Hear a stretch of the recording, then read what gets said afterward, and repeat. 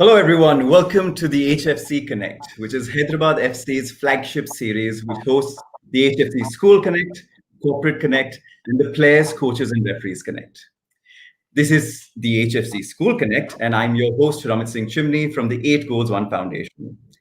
As with the last episode, it is my privilege to help initiate engaging conversation with all the wonderful guests that Hyderabad FC has lined up for this entire series. The HSC School Connect is part of a vision that Hyderabad FC has for our youth. And in this journey, they have undertaken for all of us. They have received the support of the UNESCO New Delhi Cluster Office, as well as German giants Borussia Dortmund, both of whom equally support Hyderabad FC's vision for promoting football, not only the youth of the great city of Hyderabad, but through their initiatives to youth both within and outside the state of Telangana. In the first episode of HFC School Connect, we held conversations on the importance of football in the school education system and how football can be used not just as a form of recreation, but as a tool for holistic development. You can watch the session live, on YouTube and Facebook on the HFC pages if you want to. It was a fantastic session with a fantastic set of guests. Today, in the second episode of the series, we will dig a bit deeper into the strategies and plans for reopening of grounds and outdoor sports, especially football, in the post-pandemic world.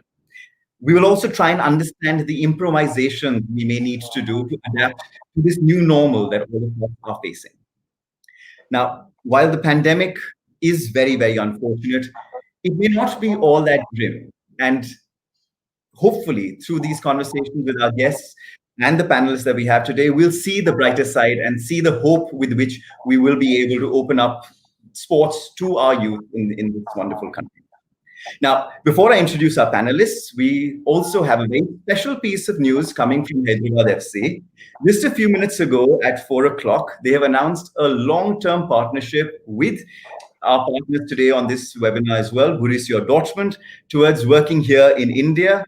If you want to check out more information about this exciting information, you can follow their social media pages, more updates on this entire development.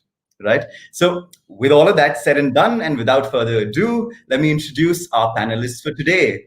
Going alphabetically, we have with us Miss Indu Choudhary, who is the Senior Manager of Women's Football, the Hero IWL, the U17 Khelo India Girls Football League at the AIFF. Indu. She has a large volume of experience in the sports industry and is actively working towards increasing the participation of women and girls in Indian football.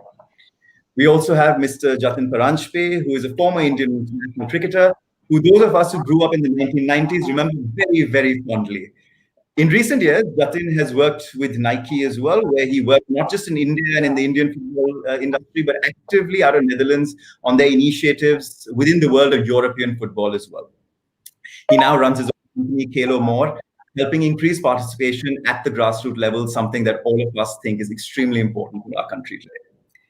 We also have from the club of the hour, along with Hyderabad FC, Borussia Dortmund, post their partnership, Mr. Markus Pasdzior, who is the manager and coach of international football activities with Borussia Dortmund. He's been working in European football space for quite a while now, both in England and in Germany, and has been with BVP since 2015. He's an integral part of the international youth training and academies for which BVP is known worldwide, and we'll have a lot to add to this conversation as we go along. Finally, but definitely not the least, our esteemed principal on the panel in this School Connect of ours, Ms. Sunitha, who is the principal at the Delhi Public School, Nacharam in Hyderabad. She has a demonstrated experience both as an academician and administrator, and is so actively associated with various state and national educational bodies for counseling them beyond all the other work she does on curriculum development and teaching methodologies, something that during this COVID times, I'm sure she's had to do a lot, and there's a lot to learn from her. With that, introductions done, we get into the real part of this conversation, which is the Q&A, questions and answers with everyone who's participating and so on and so forth. So before we get to dive right into those questions and answers, I can quickly have each one of you just give us a brief idea where you're coming from in this conversation, your perspectives on this whole concept of opening up, pandemic, football, whatever it is that you think will help our audience understand your perspective better as we get into the questions and answers. So, if I may, in alphabetical order again, if I may introduce Indu first, and then we'll move accordingly. Indu. Hi, Ramit. Hi, everyone. First of all, thank you for inviting me on this platform. I'm very pleased to be here. Thank you, HFC, for inviting me, and uh, especially you and Nitin. Well, I'm the senior manager with All India Football Federation. I am with my current capacity, I'm looking after the Hero Indian Women's League and Under 17 Khelo India Girls League, which we recently started. Along with this, I've been working with Federation from last more than 10 years, and I have worked with national teams also earlier. Right now, I would say that AIFF is having a very holistic, very positive approach towards the progress, towards the development of Indian football, which includes not only international but domestic football as well as the at grassroots level. And in my experience, that the Hero Indian Women's League, when we started, has received immense love from the audiences, from the spectators, and from the participants all over. So I would say that under 17 World Cup coming to India back in 2017 for boys has given a very good pace in Indian football. And after that, under 17 girls football, girls FIFA World Cup coming to India is cherry on the top. So these mega events certainly bring in more value, and gives immense opportunities, gives many opportunities to all the people who are in the system, who are working in the system.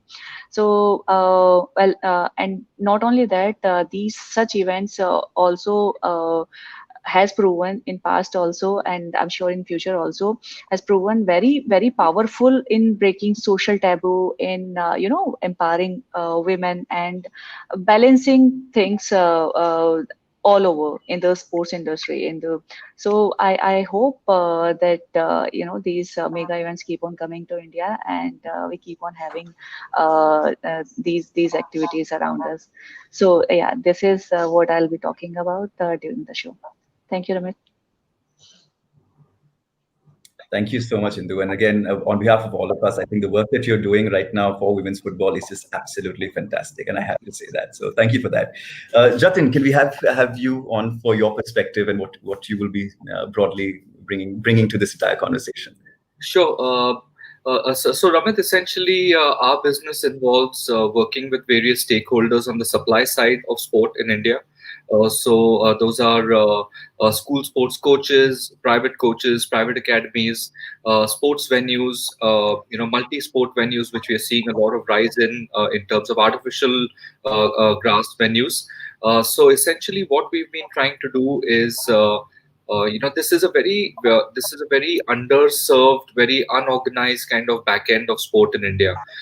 There are individual coaches. I would say that there would be about 80,000 to 100,000 coaches across India, across sports, and these coaches are essentially ex-players. So their expertise is limited towards the skill part of the game. Where we try and help them is through the platform, give them a wider access to consumers, but also help them market themselves a little bit, organize their curriculums a little bit, organize their operational playbook a bit better. And now in the times of COVID, we are also helping them get through this tough situation where their revenues are near zero. So helping them in ways of trying to reduce their fixed costs, for example, negotiating for them on behalf of them with venues, for example, to lower the rents. We are also enabling them to come online, targeting a younger age group. We are now working with about 150 odd coaches through our online learnings initiative, which is called Lockdown Mein KheloMore, and that has seen a tremendous kind of uptake. Plus, we are also, in addition to helping them get through these tough times, we are also readying them for opening up. So we are working closely with them in terms of what are the SOPs for reopening of venues, what are the practical implications of those SOPs, what kind of permissions need to be sought from local authorities to reopen venues. So while the CII and the National Sports Federations have posted SOPs, we think it is our duty to more micro and in a more micro and a granular way ensure that these SOPs are understood and published to as many stakeholders in the supply side. So I will be speaking about kind of surviving these times, but how do you use these times to your advantage, and how do you come out stronger at the back end of it? Thank you, Jatin, and again for all the work that you do. Because the coaches, when we were growing up, we always knew and we could tell that not enough attention was being paid towards the coaches, even though that they were the ones who were shaping the stars of our future, and all of us as well. When whatever sport we ended up playing, so for you to be doing something about them, I think it's just absolutely fantastic. So thank you so much for all that you do on that front as well. Markus, can we have you on, please, for your opening remarks before we move on? Yeah, yes, of course, Ramit. First of all, as well, a big thank you to you for the invitation and the chance to take part in this great initiative, which shows once more that sports bring people together. And secondly, we are looking forward to our cooperation, and hopefully, it will be a great one. But we are very positive in a positive mood. Yeah, as we know, football is one of the most popular sports worldwide. And it affects so many people. So we know how big our responsibility is as a club like Borussia Dortmund, which is, as you said, known globally. The force of football can definitely bring people together in good ways, open opportunities and give opportunities through sports in general, but especially in a team sport like football. There's so much more than just, let's say, to learn how to kick the ball. Or learn some techniques and tactics. So there's a lot of teamwork, there's a lot of communication with each other, taking responsibility, not only we as coaches, but also our players, about oneself or themselves, but also about each other. And there's so much more what sports and football can bring in this topic. And through the pandemic, it was so different at the beginning. But we are still in a very challenging time. I guess one of the biggest challenges is that all of us were taken away from this absolute personal contact. So we had to find new ways how we can stay in contact with our players, with our teammates, but also with the coaches. And searching and finding new ways to deal, but not only deal with the situation, but more to make the best out of it, and to come back stronger at the end of this pandemic. And we made a lot of experiences in the last months. I'm happy to share all of that with you, what the coaches did with their players, with their teams, but also what we as a club did to make sure and guarantee that every single child can be part of Borussia Dortmund as before in our holiday camps throughout the entire summer, for example. There was a big hygiene concept we've brought out to make sure that they can take part and have fun on the field. It was a long way, but at the end, everybody appreciated and was so thankful for that. And as I said, I'm happy to share all of our experiences we've made with all of you. Thank you, Markus. And that's something that we're definitely eager to hear and listen about. And I think even in what you just said very briefly right now, what comes out for sure is what we keep saying, that you're a football club. Football is at your core, right? And everything you're saying, that just proves that as well, because it's just where you come from, not as a business of everything else that a football club does, keeping football at the core. So thank you for that. And Mr. Rao, finally we have you. We can have your perspective as well, broadly, what you'll be bringing to the show, and then we can proceed. Thank you. Thank you, Ramit. In fact, I'm so pleased to be a panel member, especially with the fact that the topic of discussion today is so relevant to all schools. And I'm sure all attending the session are keen to have a lot of takeaways. I represent both CBSE and Cambridge schools of Delhi Public School, Nacharam and Mahindra Hills. And I'm very proud with the fact that I get to work with 9,000 students. And that's humongous with 20-acre campus in the larger campus and offering no less than 16 outdoor and indoor sports and games to our children with a special curriculum developed. The fact that we are able to talk about a physical education department with no less than 35 to 40 trained instructors in school offering equity and equal opportunities to every single student in these schools is something that we are proud about. And to be able to have in a school facilities like indoor badminton academy, rifle shooting academy, have a football academy, cricket academy, chess academy, kabaddi, you name it, and all the sports are high in the schools. And also the fact that we worked on our curriculum to be able to not just focus on the pillar of any school, that's the academics, but also to roll out a special curriculum that integrates sports education and co-curricular education. A lot of special effort had to go into it. And over the years, we built in a structure that really brings in, impacts every single student in a big way and makes them passionate about fitness and sports, and kind of, they're able to adopt it as part of their life and way of life. That's what makes us feel very proud about our curriculum. Further, the fact that we are also a fit DPS school as per the Khelo standards, the self-assessment that we got to do. And I'm also happy to share that recently I was part of an eminent panel of principals team to create a manual on health promoting schools for CBSE Diksha. And that made me do a lot more research. And in our school to have national and international level players and achievers with the kind of focus that we have given both to nutrition and to fitness and to specialized training for the children. I think that's something exclusive. And I know, because I talk to a lot of principals, and I know all schools have become very progressive and give equal focus to sports in today's world. Today, in today's discussion, I'll be glad to share what has been the pre-COVID emphasis on sports, and how have we been able to adapt or roll out a model on the online mode, also keeping in mind fitness and a little of physical activity for the child, which is so required and important.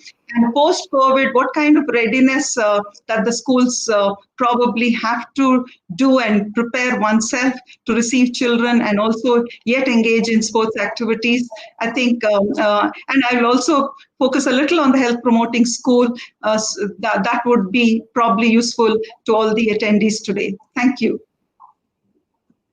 Thank you, Mrs. Rao. But to have an educator talk so passionately about sports and to talk, I think just for all the children who will be listening in right now, it's a huge. It's just a huge win, right? To have an educator to be able to talk about sports, the thing that the children love so much in the way that you just have already. So why don't I just start with you in terms of the questions, right? And something that it's been on my mind for a very long time, even before COVID, also. And perhaps it's with every generation where we feel that the kids these days don't necessarily play as much as we used to. Right. Earlier, we only had every evening we had to go out. That's all the form of entertainment that we had. But now there are video games, there are online videos, YouTube, there is social media. There's so many other ways in which children can engage themselves. Right. Now, of course, because of COVID, it's become even more apparent because they have not been able to go out and so on and so forth. So, as an educator, what do you think? Do you think that this is something that will perhaps make the kids come out and play even more when things open up because they would have missed it so much? Or is that old trend that at least I feel that people are getting distracted or doing other things for entertainment and not sports is something that may end up continuing? Do you have any thoughts on that, ma'am? I think the online mode of education that we are providing right now, we've been very careful about being child-centered on one hand. We've also moderated the screen time, and during the screen time also, we've ensured to give a 10-minute break after every 35 minutes as an offline break. And during these offline breaks, a lot of physical activities have been suggested to the children, like just take a walk inside your house, do on-the-spot jogging, or do a neck to head to toe kind of exercises. We've already taught them, because in our school, every period when it starts, the teacher starts with the next level of the physical body exercises. It's a part of their day. So we said, why not continue that on the online mode? Whether it's a water bell, insistence on drinking water, or doing a few physical exercises, that's being part. It's kind of being still rolled out as part of their day, which is shorter, no doubt. They're no longer with us for the whole day as they used to be when they came to physical school. But then we've ensured simple things like introducing a lot of kinesthetic activities to ensure that they're not seated per se on their chair and their work study station throughout the number of hours that the school runs right now on the online mode. And some simple indoor games have been introduced to them. Taekwondo, aerobics and yoga, we've tried to make it a part of their regime. Like we offer it at 7 a.m. every single day. And this is not for just today, from the past 5 months, I must say. So there are a lot of takers for that. Our students, our parents, our teachers all engage in these physical activities. And that, I feel, in some way we're trying hard to still maintain the interest, because it's a mindset. Having a passion to be physically agile and active, it's a way of life. And you need to really work on it to make it one's own. Otherwise, the child or the adult might give it up. So we're trying hard to still maintain it. Yes, the child right now does spend more time on gadgets, but I feel a lot of structured planning in terms of why are they handling internet, or why are they sitting on an online mode, even further to the school closure, say by 12:20 or whatever. It's helping the fact that they're using it in a constructive way towards doing simple research mode and things like that. So I feel they are not all the time on video games. Yes, even being a residential school, I know I have catered for some time every week for our children to play video games, because that's something that's part of the child's life in today's world, and they do like to engage on that. In some way, they're also learning, no doubt. But there are a lot of interventions in educational model today where we are integrating and using games as a tool to teach concepts too. So I feel that's also exciting the children. But yes, they do miss the running around in the corridors, walking 4 floors, and then go the expanse of physical grounds that the children would have had. So I'm sure all of them are waiting to come back to school. At that time, I strongly feel we have to go slow, in the sense, not exactly overnight, the day they reach back, we cannot have the exact timetable that we had before, but then slow and steady, be very conscious about what are the contact heavy games, in terms of, say, probably like kabaddi and basketball. We kind of avoid that a little, have smaller groups of children moving out to the ground. Probably one group will be engaged in one activity in the class, and the other group goes for a physical game. So a lot of planning is required, and it's also contextual. Now, we cannot really suggest a model which will be good for every school per se, because each school has its own physical campus and environment and facilities. So according to the availability, one has to plan with the team as to how do we still engage the children in a safe manner, and what kind of a ideal size group is permitted on the grounds, and also what's the health advisory, how best we should still continue to be firm on the health advisory point of view. Sanitization of the sports equipment of the school every period or every so many hours will be mandatory. That's what we have planned from our school side. We're also trying to think that when school reopens, which may be probably 2 months, 3 months, or when, we're not exactly sure today, that we will try to encourage personalized sports equipment, personal sports equipment rather than the school equipment only. So that might help. And also very strict, clear guidelines of you're expected to come to the ground. This is the distance you maintain. This is the kind of training that that will be done. And then going back, yes, special efforts have to be put in to handle differently abled children and probably children with medical conditions. A high alert from I think a lot of orientation and training of the physical education departments will also be required in the school, so that they are alert about the students' mental and physical conditions to help identify if the child is not feeling too well. And that would also kind of be a guideline for schools, I suppose. But slow and steady, as they report back, I think all schools are definitely ready to integrate sports and not give it up. I think that's the positive note I would like to leave you with. No, that's an extremely positive note, because that's exactly what we're looking at. That once we open up, and this is something, in fact, I asked panelists on the previous session, previous episode as well, is that will schools be trying to just catch up with the academics, or will they actually be able to integrate sports when things open up? Because there will be a lot of catch up that needs to be done. And what you've said right now, the kind of planning and the details that you mentioned right now, I think our kids are in safe hands. So that's literally all I would say at this point in time. So what you started off with, just in terms of what you're doing online and what the yoga, the 10 minutes of physical activity, that's perhaps where I want to bring in Jatin also, because a large part of what his company's been doing also during this pandemic is to find online ways of providing sporting education to children, and especially in football as well, right? Where of course, the thought in my head is always that how do you translate the motivation levels that someone gets on the ground, where a coach is in front of you, where the coach can actively talk to you, to a platform which is behind a computer screen in that sense. So I'm sure there must have been challenges, Jatin, and any learnings that you have from bringing all of this education to an online platform would be, I think, fantastic for all of us. Sure, Ramit. So I think let's not kid ourselves. Sports coaching cannot be done solely online. It is absolutely a face-to-face kind of activity, be it one-to-one or one-to-many model. So what we sat down and thought through was, how can we really add value through an online perspective for various age groups. If you're looking at a 6 to 14 or a 6 to 16 kind of age band, realistically, how are we going to add value? Because at KheloMore, the one reason for our existence is to add value. If we think that any activity or any idea does not add value, we don't go ahead with it. We do not execute. So here, what we decided is that we broke this into 4 or 5 buckets. There are sports which lend themselves to online education very, very easily. Chess is one of them.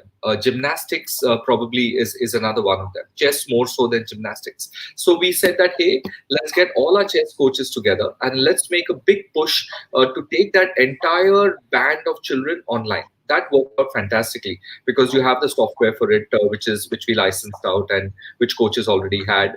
So that was something which was fantastic. Parents book a trial according to their schedule and then book classes 3 or 4 times a week or weekends only. That was great. Then we looked at cricket. Cricket was the other sport where we do a lot of stuff. And in cricket, we identified the serious cricketers. So coaches who work with high potential cricketers. And there we actually created a small platform within KheloMore.com where coaches can log in, children can log in, a video analyst logs in, and coaches then work on sharpening of their game. So be it learning through their own video analysis. Coaches and kids don't really get the time to do a lot of robust and regular video analysis. So that was an area which came in. We brought in sports psychologists to work with the coaches and the trainers. We brought in experts from within the sport to simulate situations in a game and get the children thinking. That's what we did for cricket. For football and badminton, we kind of said, hey, let's just look at the 6 to 8, 6 to 10 age group, where the basics, the grip, stance, head position, the basic biomechanics, basic balance, basic footwork, can be passed on to children. So we broke this up into 3 or 4 buckets, and approached it from that perspective, so as to add maximum value. So that's how we've gone about this online piece. Now we are also working on online experiential learning through online mediums. So we're getting different coaches to kind of look at other sports and kind of have an outside in kind of perspective, a fresh set of eyes, and we're engaging coaches now. Essentially, so we've done the students module, and that's continuing. And now for the next month or so, we are going to focus on the coaches. So that's how we actually broke down the challenge / opportunity. No, that sounds great, Jatin. And the silver lining that I actually see from all of this, even though we were all pushed into the pandemic and had to innovate the way that you have innovated fantastically, is that, the same things that you're looking at right now, the kind of technology that you've built up and the connects you've built up can also be used for reaching out to for hard to find, hard to reach areas, right? Because even, coaches from city A can now be teaching in city B and in places where otherwise physically coaches can't travel. So, even that post the pandemic, I think just holds a lot of potential. And that's the exciting part of a tech-based business, essentially. So we are a technology company first, and we have a product called the Coaches Hub, which will now become more and more advanced. So Ramit, one thing is certain. One thing is accepted by everybody, that technology and the online imparting of certain aspects of sport has now been accepted, that this will be done only online going forward. So how, if that is the reality, if that is the learning, how can we layer it with a great technology which allows all of that? So how can a coach have his own hub on KheloMore.com? The kids come in there, they have a username, login, all their performances, all their video analysis is stored there. How can the coach have this small kind of cocoon within KheloMore.com to then further whatever he needs to do, or he or she needs to do online? So honestly, we could have done more on this from a tech perspective, but when you run a tech business, there are various priorities you have. So one of our priorities was to completely rebuild our tech in the last 4 months. So our engineers were busy with that, because that is kind of a bigger and a more critical piece for us. So I honestly feel I should have done more, but then business priorities kind of take over, and I'm happy that at least we are doing what we can, honestly. No, absolutely, Jatin. Again, the sky is the limit. But then, even being able to impact the people that you've impacted already, I think that's just fantastic. Really, what you've achieved. I mean, I was talking to a coach last night, and he said that he got 600 more students from KheloMore.com during the pandemic. That is insane, and this is a coach who runs an offline academy. And Indu is smiling because she knows how tough it is to run an academy. But for somebody to get 600 more students is just fantastic. And these are the small things which help you sleep nicely at night. Yeah, and I'm thinking about the kids who actually got a coach as well, because those 600 kids now actually have a coach who they can work with during this time. So yes, fantastic. So why don't I bring Markus in? Because Markus, you've got the international experience, right, of being in a country which is, at least in terms of opening up, already a bit ahead of us, ahead of India at this point of time, right? And even before the pandemic, BVP was known as one of the best places for youth to be learning football and playing football, right? For your younger players and so on and so forth. So during this COVID pandemic time, before the thing started opening up, how did you actually manage to retain all the engagement across all your academies, and what did you do to keep the motivation levels up, the interest levels up, and what has that led you to today as we speak? Yeah, I don't want to see just internationally. Also, what we've done in Germany, because Jatin mentioned a lot of crucial things.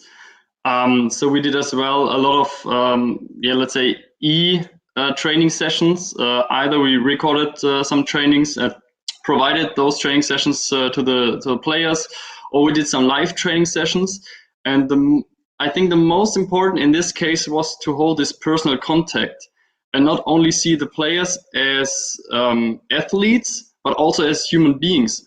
And for example, our under 13 coach, he was so interested in his in his players, in his team, that he got to know them on a different side of he knew them before. So he was much more interested in things beside football. And I think this is one of the most important things you can do in this time if you don't have this personal contact on the field, which is absolutely, and this is what Jatin also mentioned, something you just can't compare with an online session. But what have we done? We stayed in contact with all our international academies as well. We brought in some new things like Q&A sessions with the legends players, for example, to show the real interest, so that we care also about our international academies, that they got maybe some positive words from a former professional player. We taught our international academies once more in several things. We had an open ear for them if they had some questions. But we had to separate the young ages and the older ages. So you can't do exactly the same. So for the young ages, for example, our coaches not only taught our players, they were also creative and give some exercises to the players so that they can or could develop a training session for their teammates. So in an environment, they feel comfortable, they have fun doing or playing football, and they were so creative. And it was also a teamwork, because sometimes 2 or 3 players had to work together to create a training session for all the others. Then our coaches get in touch with other clubs to create some challenges. So the players were motivated to be, let's say, the online champion against other clubs. So it's also like a tournament at home. You can play with your team against another team. So we find ways how we can encourage the players to stay motivated. Of course, they are extremely intrinsic motivated. But in this time, everybody knows it's much more than the intrinsic motivation you need to have this big resilience against whatever comes. And so those are things we have done. And with the older ages, we did a lot of self-analysis. So they get from our team analyzers some smart scenes of their games, and they had to analyze it. But of course, they got some physical training exercises. So it was an overall, let's say, overall training, not only physically, also mentally. And they got a structured day. So because they couldn't go to school, but they had to get up early and did their, let's say, homework in time, so that they were not like standing up at 10 o'clock and now have breakfast and just going in the day like they want. They should have this structure to stay focused on their things. So they had to do their school stuff in time. They had to do all their football stuff in time. It was not that pressure for them, but it was good to have a structured day for all of the players. No, sounds good. And one thing that you mentioned, Markus, that really caught my attention at least, was when you said that it's about talking and communicating with them and treating them as humans, not just as athletes or roll number so and so or something of that sort. Actually, looking at them from a human perspective and talking to them, listening to them also, because as important as talking to them is also hearing what they have to say. And that's when you said, right, engaging with them and getting them to make team members and compete. You're giving them that expression, like that freedom to express themselves also, which is just fantastic in my opinion. Yeah, absolutely. You've mentioned also just to listen to them. So they have maybe some problems in school, and parents can't help because every player, every family has a different background. And that's what I mentioned at the beginning. We as coaches, we're not just coaches. We're also some kind of teachers, and in different ways. And just to listen to them, or if they need some help in English lessons, okay, send me over your homework. So there was one coach who was also checking their homeworks, for example, and helping them in different areas. And I think it brought the team much more together than in other times. And we always see such a time as well as positive, because we can learn in different ways from each other, and I guess it brings us more together, and makes us a little bit more as well, like disciplined in several things. So Ms. Rao said there will be a hygiene concept as well. When they go out, they need to stay or have to keep the distance. So this is what we did as well, to show everybody, hey, we're really interested in bring you back on the field. And in some cases, we were stronger than the government. But at the end, all the parents, all the players appreciated and were so thankful. And all the players did a great job to guarantee that we can go on with it. Because if one player would not play after the new roles, the whole concept will be shut down. So they knew they have now a big responsibility, but they also knew for what they are doing it. And that encouraged themselves to stay on the field. And we could manage it quite good in the past. Oh, great, Markus. It's absolutely fantastic. You know, a parallel that I draw with this whole idea of communication and talking to the kids and actually speaking with them and talking to them is something that I want to bring in Indu for, right?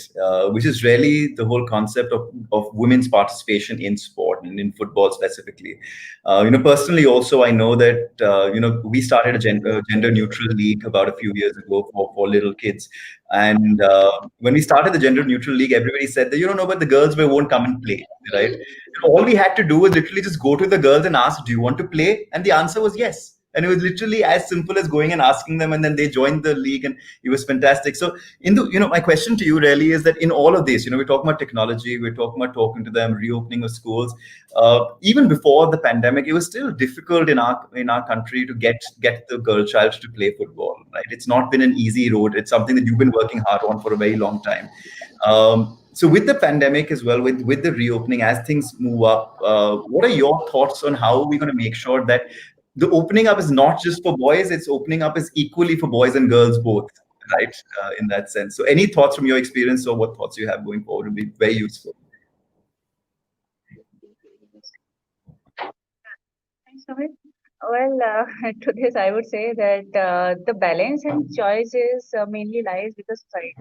So, it's actually, we need to understand that the family where we have boys and girls, those should be treated equally.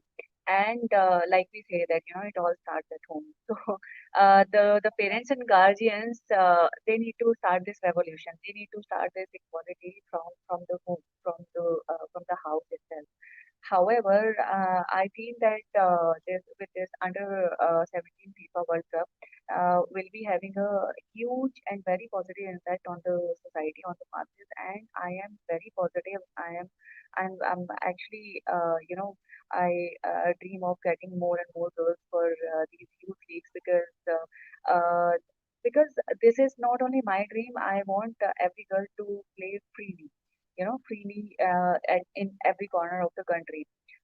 We always have these social taboos only for girls. We like you already mentioned that even before the pandemic, we have seen that it has always been difficult to get girls on the field. So I agree with you, but I think somehow the mentality of the parents are changing. Is actually changing. Although the pace is a little slow, but I'm sure it is changing. I'll give you a couple of examples, like because we have seen parents do not send their kids, to the field to play any kind of sport because they have immense study pressure. So to this, we have couple of examples in football industry. First is Dalima Chipper, who got about 90 plus percentage along with while she was playing for one of the national team. She has given one of the best example in this industry that balance is very important, and studies and sports can be balanced very well if and parents need not to push them so hard to opt either one, either sports or studies. Another example is very recent example. Sai Sankhe is one of the player who is a part of under 17 squad. She got 96 plus percentage in her 10th board. So these kind of examples, I would say, are we need to show this society so that they let these girls come out and play freely. And see, I cannot do anything alone. You cannot do anything alone. We have to come together. We have to convince ourselves first before convincing the other people. But I'm sure I'm very positive with these under 17 World Cup coming to India. People will see that girls can play because the mentality is yet to be changed. Because still people do not believe that girls are playing football. So I wish that the pandemic didn't happen, but now we are in that bubble of COVID, so we have to face it. But after under 17, I'm very positive that the number of girls will definitely increase, and it will not only remain, it will not only open only for boys, it will be equally open for girls as well. No, absolutely, Indu. And I think, what you said very rightly, I think these generalizations are what causes the problems, right? That, oh, if you play football, you will not be able to study well. And then the two examples you've given of 96, 93%, the girls scoring is absolutely fantastic and playing at a good level, right? So these are, and, even with respect to this overall girls, and I do want to take a minute to just say this also. And I've said it many other times on other occasions, is that this whole I genuinely feel it's a whole myth that women are not as strong as men or not as fast as men and so on and so forth, right? And everyone keeps throwing out these stats that, oh no, but guess what? The 100-meter race, look at that. The women record is so much behind the men's record, and things like that. And I always tell them, because I've actually done the research on this, is that the world record holder for women, Flo Jo, right? Even till today, this is after 30 plus years, 40 plus years of her setting the world record, that world record is still faster than 33% of the world's countries' men's record, right? So men in 33% countries in our entire world are still slower than what Flojo ran, right? And I just always like to say this, that, it's always been that women have, unfortunately, because of multiple reasons, been a little behind in decades in terms of where they end up reaching, but they always reach. So they do become, and they are becoming faster, they are becoming stronger, the opportunities are increasing. And till the time you don't increase the opportunities, it's unfair to say that, oh no, but women are not as fast as men, or they can't play as well as men, or something of that sort.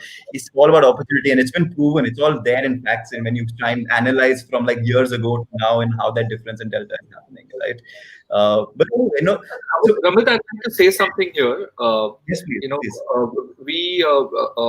We are seeing a huge increase in the amount of girls' participation in all our sports. Now to see a girl joining a football program, it's not surprising at all. So I think within this entire explosion, which is going to happen in Indian sport, I think the girls' participation is going to be the driver of that, entire hockey stick growth, which we will see. I am seeing so many examples. We were trying to map out the yearly schedule for a football academy in Mumbai, and we actually have kept one batch exclusively for girls, because that's the level of participation. Now, this wouldn't have been the conversation last year, but now it is part of the conversation. So we are actually seeing that increase, in girls' participation. And point in cases, look at the number of girls who are playing cricket today. The BCCI has invested a lot of time, effort, and money in women's cricket. And Indu herself is an ex-cricketer, she will testify to this. I mean, the standard of the women's game has gone up tremendously, basically, and I think that's just a barometer for what is going to happen in other sports in India. Ramit, I think quite keen to add here. The kind of work that our eminent panelists are doing, it's so high in terms of in the professional work. So in school, we don't match up to that high in terms of the professional requirements of sports, I won't deny. But then a lot of good efforts being put in. And I'm really excited to share that we had the group of girls from middle school walk up to the vice principal one day and say, "Ma'am, why is it that you're hosting the inter-school cricket year after year, and where are we? Why are we not into it?" So immediately, it hardly took a month. We created the teams for girls. There's a hockey team, there's a cricket team, and football we have started. And then the girls came across to say, why not kabaddi? We have the indoor mat facility for kabaddi, and said, why can't we play? Why is this sport kept away? The coach tells us, not for you, you go to basketball or you go to throw ball. Said no. Yeah. So gender equity is stepping in so high in the mindset of a child. They're growing with that. And I'm sure that's a huge shift, mind shift that's happening, and that's going to, it's here to stay. And from school, a simple, small efforts that we are doing to keep the children engaged. Right now, my DPS Nadargul, my other sister concern, they're running the online chess competition in association with Telangana Chess Association, and the chess competitions are on, and they're huge. I have from my school itself 136 of them participating. We also started the cyclothon because normally we would have had a run on the eve of Independence Day. Since we had to replace it, we said you can cycle in your house or in your colony or immediate community and take a video and send it to us. So cyclothon is on, and there are also yoga postures. There was a yoga challenge thrown to the children. So much we are trying to do to still engage them. And we also created breakout sessions for children of senior schools where we say, okay, you're interested in tennis, you're interested in rifle shooting. So all the coaches were available in different WebEx meetings, and these children joined them. So every week this happening, they learn a lot about the theory of the game and the rules. Apart from that, the coaches are motivating them with videos of the best player in action. And those kind of things are add-ons that we are able to do, which although all the classrooms are definitely digital high, but normally maybe the children would have preferred to go to the ground rather than sit in class and learn theory in that sense. But now with the COVID, there's an insistence, and that's also happening. So children are getting to see the best of play in action, and I'm sure they're going to learn a lot more from that. Ma'am, you started, and I just wanted to correct you there, because you started by saying that schools may not be achieving the high level of professionalism that the other panelists are able to provide in their engagements. But I think I can say on all of their behalf that the starting point for every child is the school, ma'am. So the kind of opportunity that you end up providing in school and the introduction to sport that happens in school can only happen in school to a variety of schools. So that's where it all begins, and all of us are being able to do what we do because of what you introduced the kids to in the first place. So I'm sorry I took the liberty of correcting you there. In fact, tomorrow, the training session that's happening tomorrow with the PE department, the physical education department, is multidisciplinary approach and integration of physical education through various subjects. That's fantastic. The topic of discussion tomorrow. That's absolutely fantastic. Absolutely amazing. Okay, so we're almost at the hour mark. We've got 7 odd minutes left, but I do have a few more questions for all of you. So let's try and see whether we wrap up or we'll take a few more minutes. But maybe I can get Markus, I can get you back on, right? And The one thing that I, at least with HFC coming into Hyderabad now, one of the real hopes for Hyderabad and the city of Hyderabad is the access to the role models and idols and icons that Hyderabad FC will now bring to the city of Hyderabad, both local, international, national players, and giving the kids something to aspire to, something to look forward to in their very city, right? You've of course been working with youth in Dortmund and having this absolutely stellar cast of players in your professional team as well, who are of course also role models and so on and so forth. Do you see any parallels? Like, do you see the advantages of having these role models to look up to for your youth teams in Dortmund? And do you think that something similar should be happening in Hyderabad as well? And especially, and I will repeat this, since Borussia Dortmund and HFC have now entered into a partnership to be working together in the long term. So maybe to you, Markus. Yes, of course, you're absolutely right. So having a professional team is absolutely great for the young players. They can look up and they see them playing on the highest level. They want to reach that aim at the end. That helps definitely. That also can help to get new interested kids playing this wonderful sport. But at the end of the day, without a high intrinsic motivation, he will never reach the highest level. And I think at the end, it is a combination of both. But it's great to see those bright shining eyes of the children when they look up to the professional players. And it's at young ages, it is a dream, and it becomes more and more realistic. You never know. It's a long way to go. But when you as a club can provide a realistic pathway and tell the kids, hey, we help you in any cases to reach your aim, but at the end of the day, you go this way. So we as coaches, we are the supporters. Everybody who is involved in developing young kids and youth players are supporters on their way, and they have to go it on their own. Sometimes it helps maybe if a professional player, and this is something you can implement, if a professional player is maybe somehow a mascot of a young team, for example, for several time, or just sees the young players, is interested in once or twice a year to meet them and do a Q&A.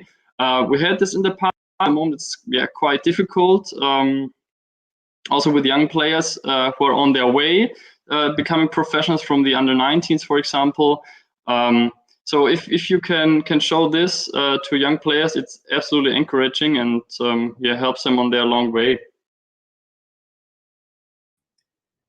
Yeah, no, absolutely, Markus. And I think that's really, I think, what the city of Hyderabad is really looking forward to now, to just have that. And then, it's not just Hyderabad FC then, right? It's with principals like Mrs. Rao in her school there, with Jatin with her technology, with his technology, with Indu and the AIFF. It's the entire ecosystem can collectively just get together and get our children to play more and more and become more and more active.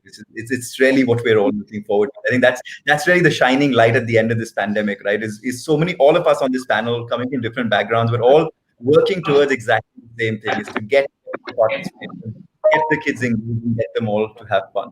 So we're on the hour mark now, but I cannot leave all of you without final remarks from all of you. Your message to all the entire audience, to everyone who's watching, about that, your hope, your vision for the opening up, and the final words that you'd want to leave the audience with. So maybe if we can start exactly as I see you on the screen. So maybe, Mrs. Rao, we can start with your parting words as well.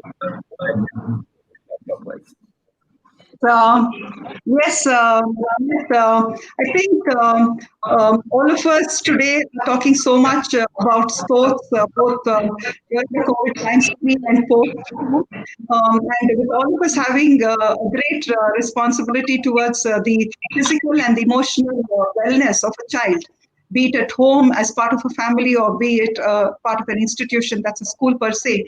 I think there should be a clarity on the sports program that we have to run in normal times and also during the COVID year and post-COVID. It's so important. And as you were discussing about personalities, I'm so happy to say that we are associated with Rio Olympian Sumit Reddy for badminton, VVS Lakshman for cricket, and Mr. Falguna and from the Hyderabad Football Academy for football and so on. All this would make a lot of difference to children because they get more passionate about sports and the early morning sports and the evening sports. I think a conscious effort towards being sensitive to what the child is missing, being at home, cooped up within four walls, and a small workplace kind of a concept, being a little more careful about that, giving better guidelines to parents through to not just during the online time, but post that also. How should a day be? How qualitative it should be in terms of interventions, physical activity for the child, and nutritional aspects. So I think with all that, we would probably work better, much better towards the wellness of a child. And I think that's the crux and the main goal for all of us. And I'm so excited about the kind of training support that the future aspirants are getting and would be getting from the different boards and the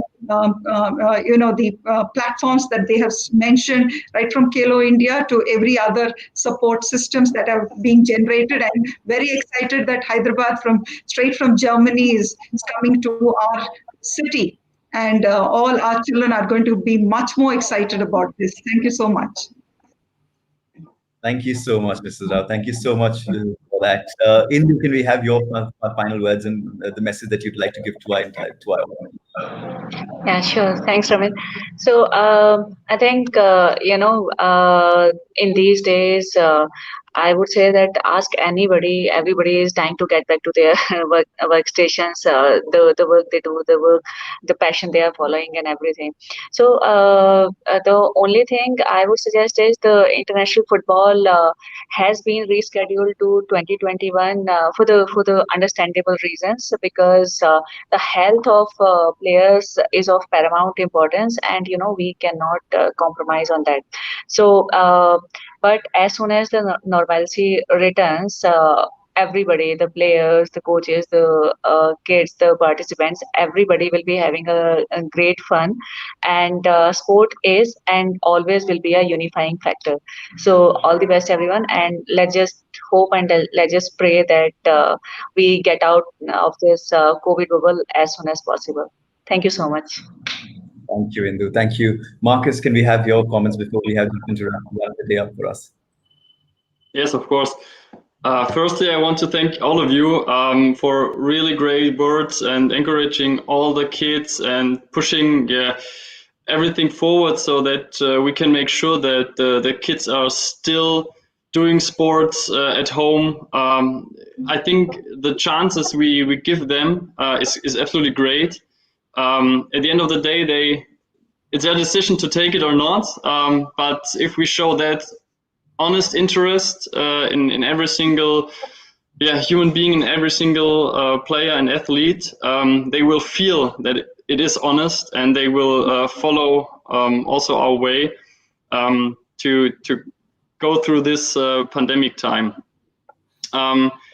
It's also absolutely great to see that you are looking for equality in sports. So Borussia Dortmund wants to create an organic women's team now, so growing it from the bottom to make it as well a real one, and not just buying any club, for example. But in the past, a lot of girls still played in our courses until the age of 13, so that's the age where boys and girls can easily play together, and it is fruitful for everybody, for boys and girls when they play together. And this is what I wish for India as well, that more and more girls find the way to open sports. Thanks, Markus, and hopefully that does come true. And with all the work that Indu's been doing and everyone else has been doing, hopefully what you said, we will make sure that it does come true.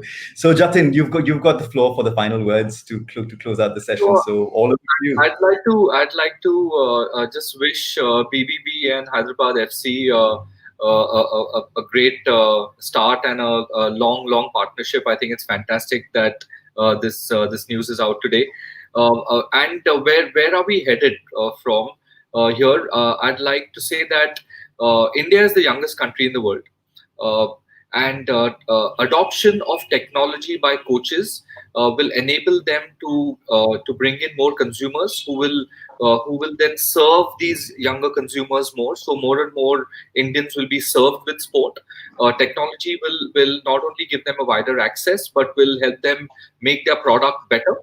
And this will help standardize the entire back end of sport. Seeing this, more younger Indians who've played sport will want to become coaches, and that I feel is the most exciting piece. So I think technology, like we've seen in all parts of various other businesses in non-sports businesses, technology is going to play a huge lever, the lever of catalyst to increase participation, and that's what we are all looking for.